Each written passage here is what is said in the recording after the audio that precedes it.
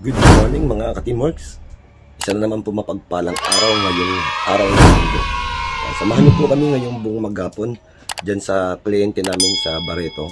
Yung kahapon po na site survey natin, yung inocular site survey natin, sila po yung ang concern ho nila is pinasok daw po sila nung magnanakaw mga 10 oras ho ng gabi.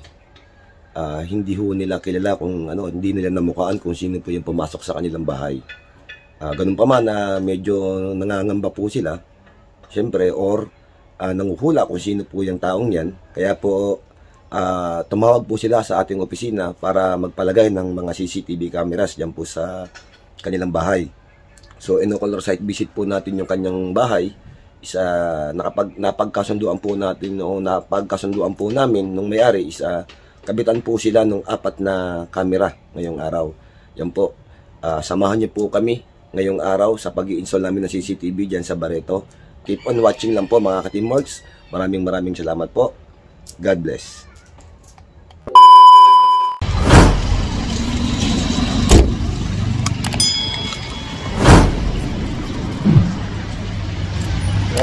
Good morning mga ka-teamworks.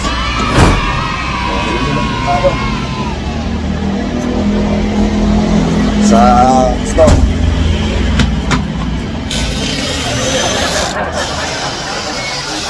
Yan, welcome back Papa Burr. What's up, what's up? Special day po kami ngayon, linggo. Boss, what's up, what's up? What's up? Almusal muna po tayo mga ka-teamworks. Welcome back to our YouTube channel mga ka-teamworks. Konting update po regarding dyan sa ating kakabitan sa Barreto. Yan, ang kahapon ho ang kanyang ini-inquire, which is itong iFi na stand-alone camera, 3 piraso, regarding dun sa kanyang concern na pinasok nga raw sila na magnanakaw ng 10 oras ng gabi. So gusto niya yung mga IP camera lang na stand-alone. So nung na-survey natin yung bahay niya, yung mga paglalagyan, wala rin naman pong mga abang na power socket o saksakan. So kakailanganin din natin pag ganun ang kinabit natin, yung kulay blue, is kailangan din natin ng saksakan doon sa area kung nasan yung mga camera na yan na i-install. Kasi wireless nga siya, pero syempre kailangan din ng kuryente.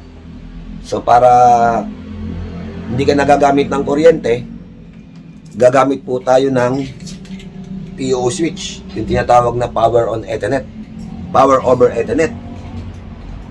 So maglalatag din tayo ng LAN cable. Pangalawa, ang recording po ng mga standalone is memory card lang, yung mga 64 o pinakamalaki na yung 128 gig na memory. So ang capacity po niyan, ang recording niyan minsan 1 day lang o 24 hours lang or malaki na siguro yung 2 days. Hindi ko alam kung gaano kinakain ng ganong recording. So inaperan ho natin siya ng mga package bundle na mga gantong may recorder. Yan, yung mga gantong camera. 4 na camera na kagad yun yung package, kasi hindi naman po nalalayo yung presyo nung magagastos niya dun sa 3 camera. Tapos ang recording niya pa ay napaka-ikli. So, minabuti natin na operan siya ng mas magandang CCTV, yung legit talaga na may mga recording. At nagkasundo naman po kami nung ang kliyente na nagustuhan niya nga at pinakita ko sa kanya yung mga sample nung mga recording o visual nung recording na may DVR recorder. Yan.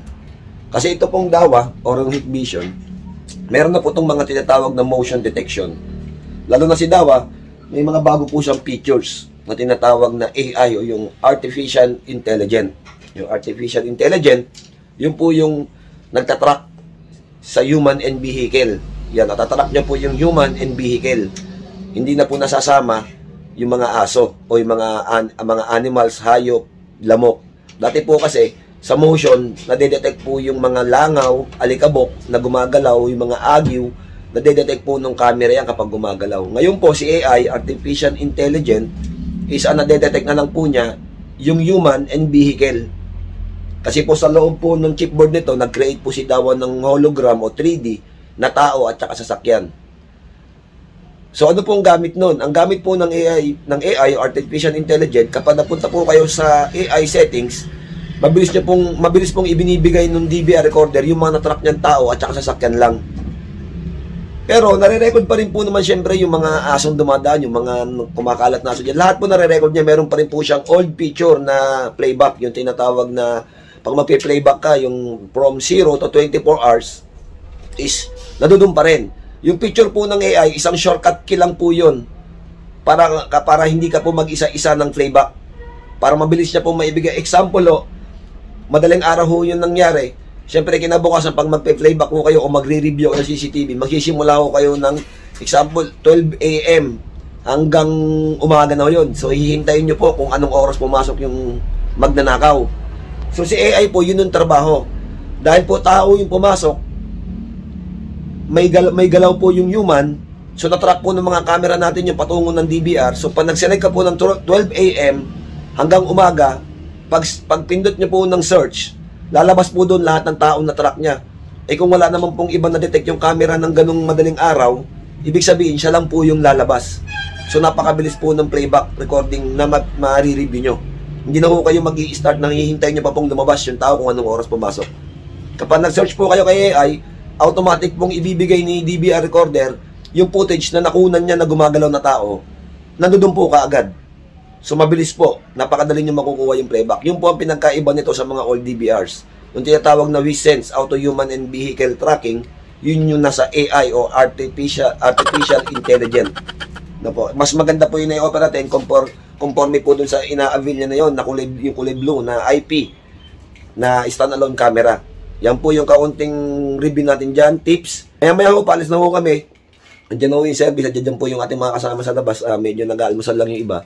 Siyempre, lagi po sinasabi, bago po mag-start ang trabaho sa araw-araw, huwag po kakalimutan na mag-almusal o kumain sa umaga para po laging buo at malakas ang ating katawan. Yan po. Mamaya i-update ko po kayo pag nandoon na po kami si kliyente. Maraming salamat po. Keep on watching lang mga ka-teamworks.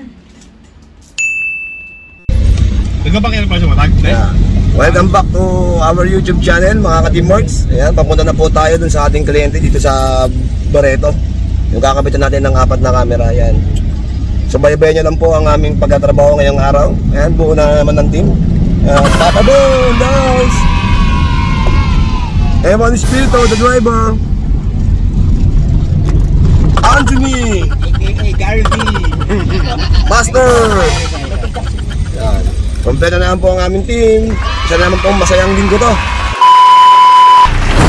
Yan, mga ka-teamworks, nandito na po tayo sa area ng ating kliyente. Dito po tayo sa ating project ng araw ng linggo. Mga ka-teamworks, ito po yung bahay ng ating client. Yan, ito po yung ating team, nagpe-prepare na ho ng ating mga gagawin. Yan po yung bahay ng ating client. Yung may-ari po ng mga paupa na to, si Sir Abad, ito po yung kanyang bahay. Susunod po natin project ito. Yung kay Sir, sa may-ari po ng mga paupa na yan, pili sa kabila. Yan po yung susunod natin project. Kakatapos lang po namin mag-usap. Yan. So ito yung susunod natin project pagkatapos po natin itong gawin. Siguro titingnan natin kung ano yung mga lugar na dapat paglagay ng mga camera nito. Siya nga pala yung about kay Sir Bong, update ko lang po, yung malapit po sa ating office. Bukas po, Monday, ang schedule ng gagawin doon kay Sir Bong. Si Sir Bong po yung may-ari ng BJ Construction Hardware dyan sa Barangay Kalapakuan. Meron po siyang 2 camera dun sa kanyang bodega. Naputol po yung kable, so i-re-cable ho natin bukas yun. Yan. Abangan nyo rin po yung video namin bukas dyan sa aming gagawin kay Sir Bong sa BJ Construction Hardware sa Kalapakuan. Yan uli ang ating team na nagpe-prepare ho ng mga camera. Gaya ng dati, piniprepare ho yung mga junction box at saka yung mga kamerang ikakabit natin dito sa area.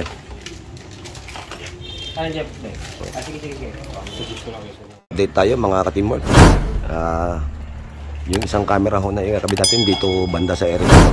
Yan, nakatutok po dito sa harapan. Tapos yung ibang team natin, si Ding at saka si Papa Bear is nandito na ho sa likod, nagtatrabaho. Yan, yung isang camera ho natin dito sa area na yan. Tututukan po natin yan. Yung area na to, ng laundry area nila. Tsaka yung dito ho, yung sampahan na yan. Titingnan ho natin yan. Yung area na yan. Yan, si Papa Bear at saka si Dengoles, nagkakabit na ho dito.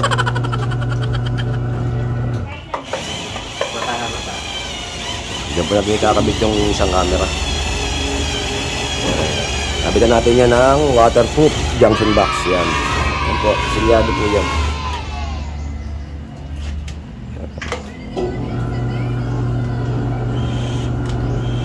May daanan po kasi dito, backdoor. Yan, ito yung backdoor patungo ng laundry. So, kailangan natin maglagay ng camera dyan para nababantayan tong area na to. Yan. Saan pa yung isa natin, Papa Bear, dito? Sa gilid. Yan, tapos maglalagay tayo ng isa rito. Yan, binabantayan yan yung area na to. Kasi meron din pong siding area. Pero sabi nga ni Sir, lagi naman daw nakalak tong gate na to, yung railings. Yung pinaka, nila. Nakalak naman lagi yan, pero syempre may daanan dito. So, kailangan natin maglagay ng isang camera dito para nakatutok dito sa area na to.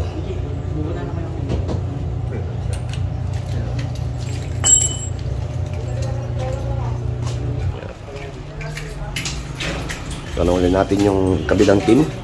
Yun, nagpe-prepare ng monitoring at saka nagpe-prepare ng ating mga gamit. Yan po sila Anthony Francisco, saka sila Master. Nag-ano ko rito.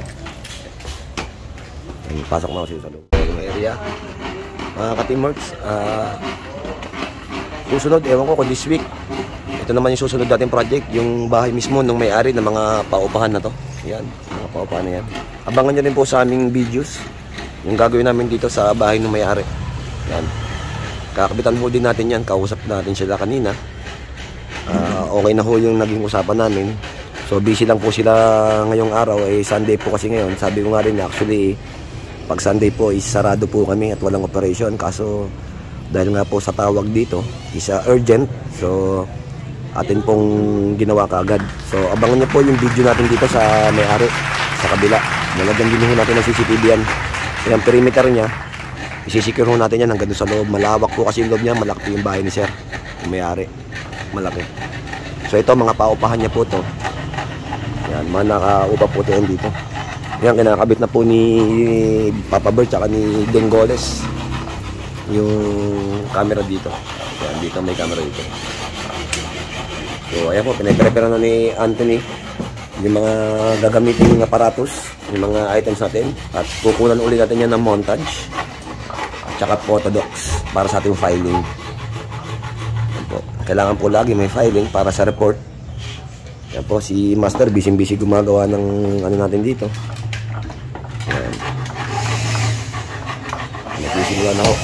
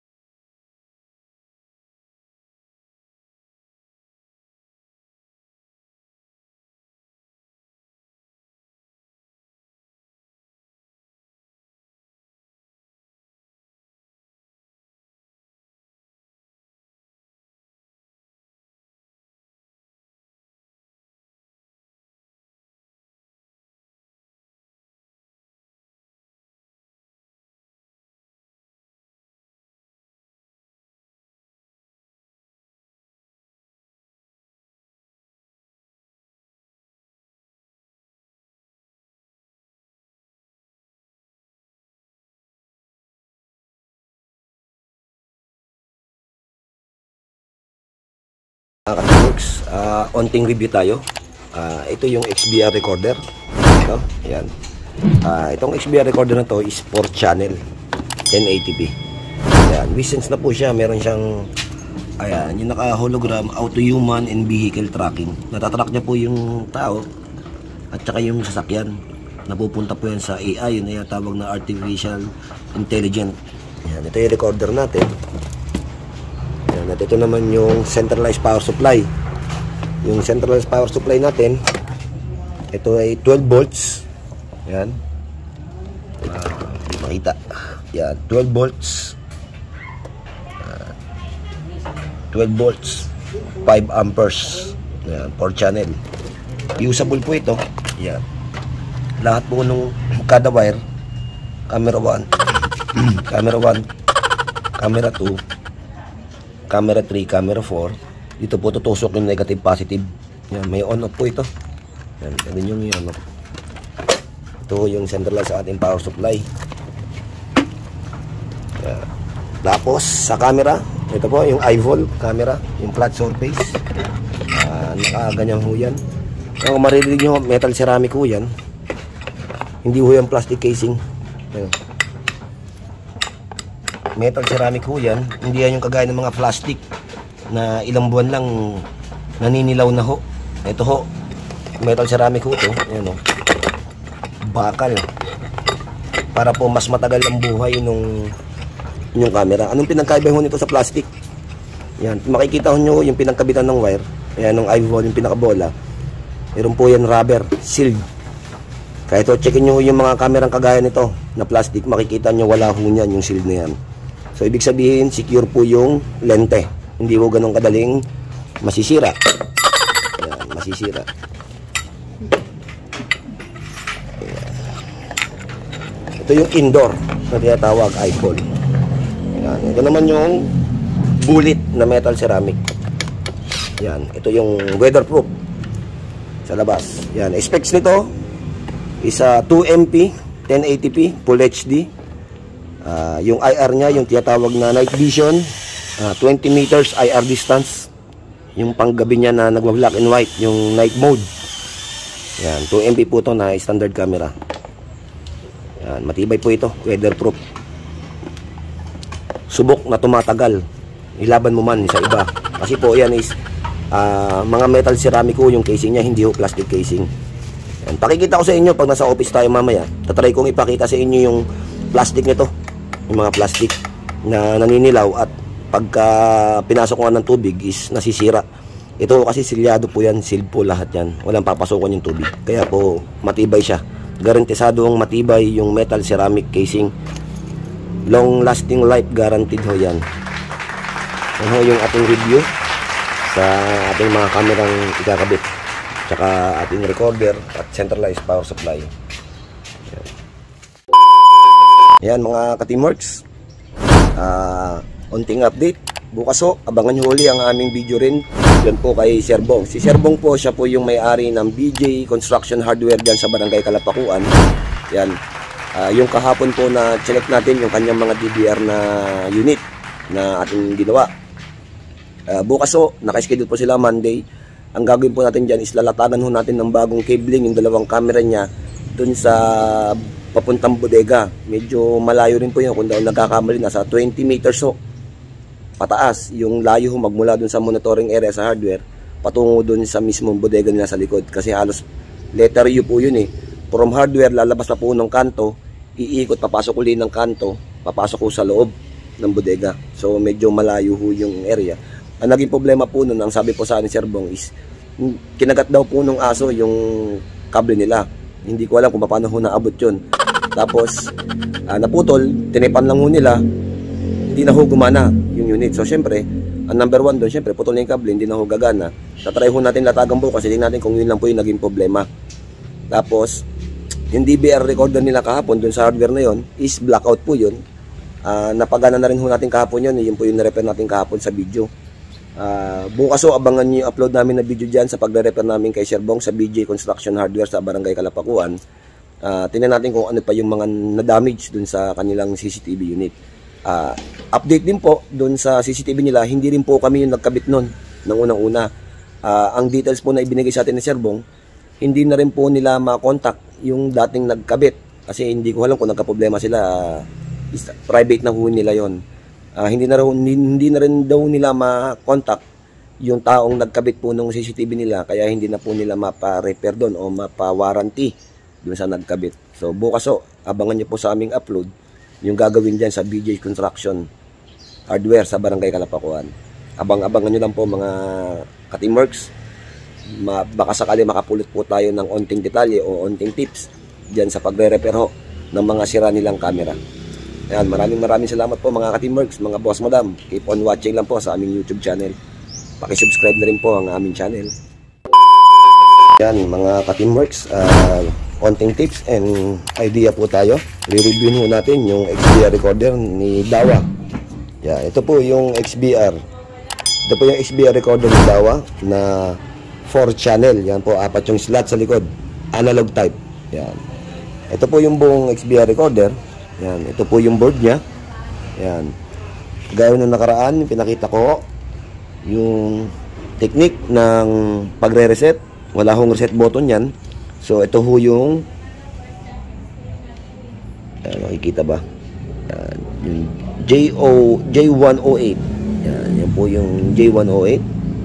Kung nakikita, ang hirap pukusan. Yan po yung J108. Yan. Ito naman po yung hard drive. Surveillance hard drive ni Skyhook Seagate. Yan, 1 terabyte. Yan ho yung storage niya na brand new na pinagsisiban ng mga footage natin ng mga kuha ng camera. Lagi pa natatandaan guys, 1 terabyte po ang minimum ngayon at yun din po ang required ng DILG. Wala na pong 500 gig. Kaya po pag may nagbenta po sa inyo o nagkasabi na ang kasama po niyang drive is 500, wala na pong brand new nun. Wala na pong brand new. Lahat po ng 500 gig ngayon is OEM na lang po. OEM. Wala na pong brand new na 500 ngayon. Phase out na po. Ang meron pong pinakamababa ngayon na standard is 1 terabyte po ang minimum na kinakabit po sa mga DVR recorder para sa footage. At yun din po ang required na nasa DILG. Ito po yung loob ng hard drive. Yan. Meron po yan pakit. May box yan. Sinasara ho yan. So, i-drill lang ho natin siya dun sa pader. Kaya po nakabukas. Isasara ho natin ito mamaya. Yan. Ayan ho. 4 channel DVR. 4 na slot from camera 1. Ayan. Camera 1, 2, 3, 4. Audio in, audio out. HDMI port. LAN cable port para sa online. BGA port. USB slot and power socket o yung pinakapasukan ho ng kuryente ng ating power adapter ng DVR recorder. Yan. Nakasata po yan, SATA cable, SATA power. Yan po. Yan. Pasensya na ho kayo at hindi ako ganun kagaling magpaliwanag at mag-review. Medyo mahasa pa tayo sa pagre-review, paunti-unti. Yan. Sana may nakuha ko kayong tips and idea. Ganyan lang po kasimple. Yung hard drive po, lagi po yan nakasalabas. Hindi po yan nakasama sa DVR recorder. Hiwalay po ito binibili. Pag binili nyo po yung box ng DVR, box lang po ng DVR yan, wala pong hard drive. Yung hard drive, ikakabit lang ho natin. Kakabit natin sa SATA. Yan, kakabit natin dito.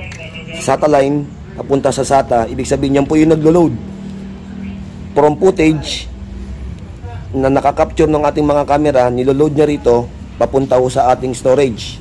Yung isang SATA ho is power lang ito. Dito po kumukuha ng kuryente para po magkaroon ng kuryente supply itong ating hard drive.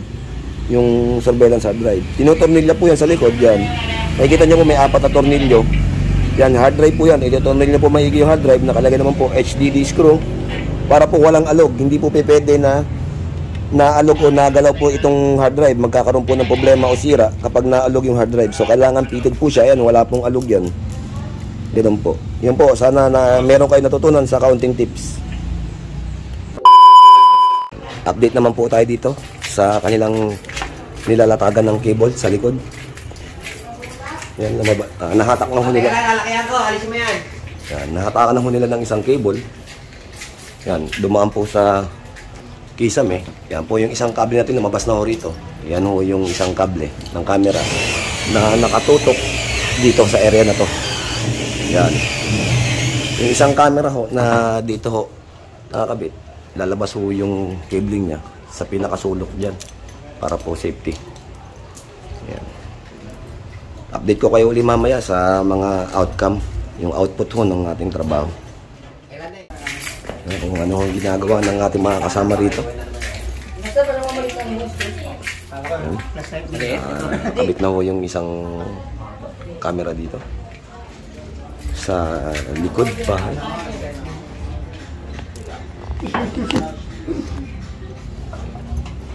Kabit na ho yung isang camera.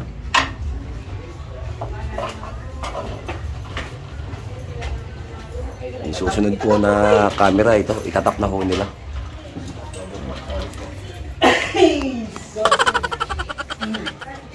Tap na ho nila yan.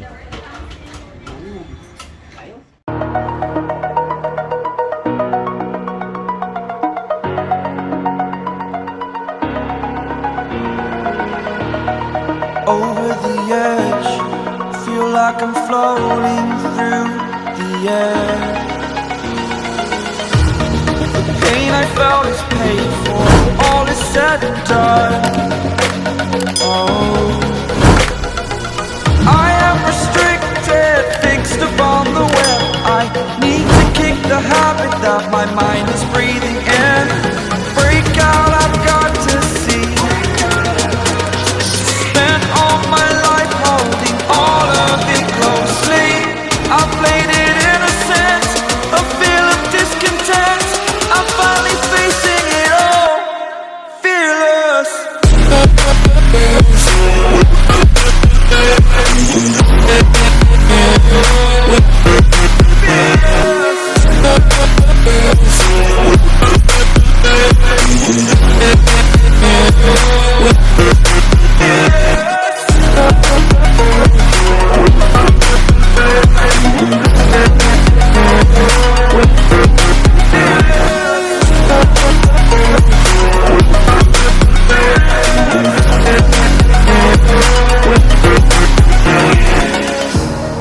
Burning the bridge that keeps us.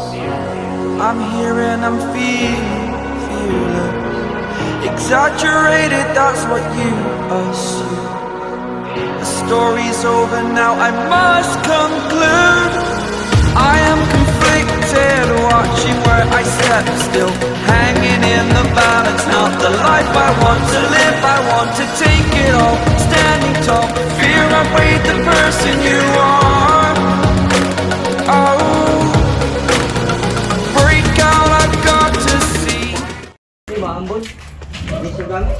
Ayan ho, kinakabit na ho ni Papa Bear. Nag-crimp na ho siya nung cable ng CCTV. Nilalagyan niya na po ng BNC connector at saka ng DC connector yung mga kable rito. Para ikakabitan lang ho natin yung camera. Yan, medyo hindi maganda ang panahon, maambon. Ayan, konting ingat-ingat lang sa ating mga lineman.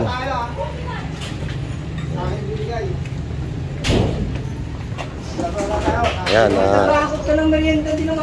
big shoutout kila ma'am and sir. Ayan, maraming salamat po sa merenda. Ayan, pamerenda po sila. Thank you po. Ayan, kakainin daw po ni Master yan ng solo. Update ko po kayo uli mamaya kapag natapos na ho yung ano. Medyo mabilis ho yung installation natin dito. Gawa ng may kisame ho. Madali lang po yung latagan. So, update ko kayo pag natapos na. Pakita ko sa inyo yung outcome.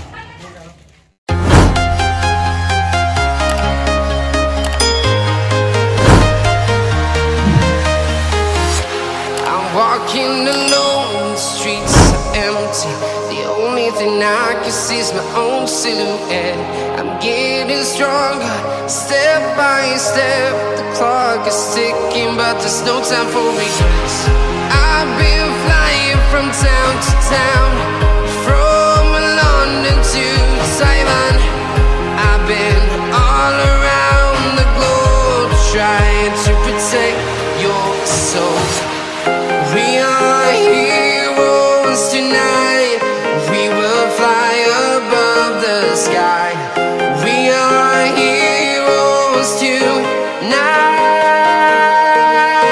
Yeah. We are heroes tonight.